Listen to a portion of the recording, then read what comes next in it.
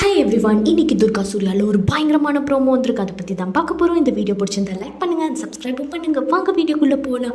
அதாவது பார்த்திங்கன்னா, பால் சொம்போடு நம்ம துர்கா வந்து ரூமுக்கு போயிட்டுருக்காங்க. சூர்யா ரூமுக்குள்ளே. சூர்யா செம்ம கடுப்பில் இருக்கார்.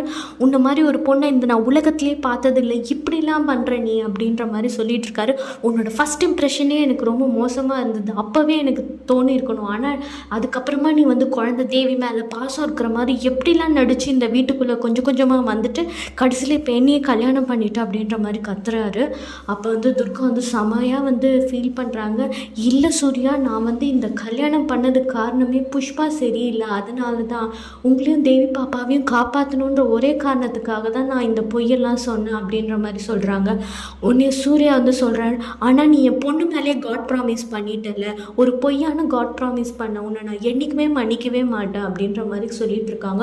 உடனே வந்து துர்காவும் சொல்கிறாங்க, இது வந்து நான் பண்ணது எல்லாமே உங்கள் நன்மைக்கு தான் அப்படின்ற மாதிரி பேசிகிட்டு இருக்காங்க. ஆனால் வந்து சூர்யா ஒத்துக்கவே மாட்டுறாரு. அவர் சொல்கிறாரு, என்னதான் இருந்தாலும் என் மனசில் என் உடல் பொருள் ஆவி எல்லாமே மாறிக்கு மட்டும்தான். நானே புஷ்பாவை கல்யாணம் பண்ணதுக்கு காரணமே வந்து என்னை காப்பாற்ற போய் அவங்க வயிற்ற பஞ்சர் பண்ணிக்கிட்டாங்க. அந்த ஒரே ஒரு காரணத்துக்காக தான் நான் அவங்களுக்கு கல்யாணம் பண்ணிட்டேன் ஒழிய கல்யாணம் பண்ணிக்க சம்மதிச்சேன் ஒழிய மற்றபடி எனக்கு வந்து அவங்கள கல்யாணம் பண்ணிக்க கூட இஷ்டம் இல்லை.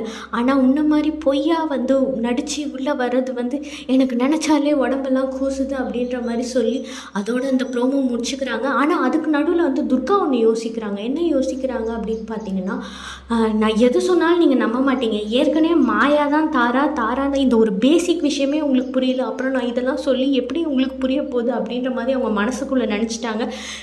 அதோட இந்த ப்ரோமோ முடியுது. ஸோ இந்த வீடியோ பிடிச்சிருந்தா லைக் பண்ணுங்கள் அண்ட் சப்ஸ்கிரைபும் பண்ணுங்கள். இதே மாதிரி நிறைய ஃபன் அண்ட் என்டர்டைன்மெண்ட் வீடியோ கண்டிப்பாக இந்த சேனல்லேருந்து வரும். Thank you so much.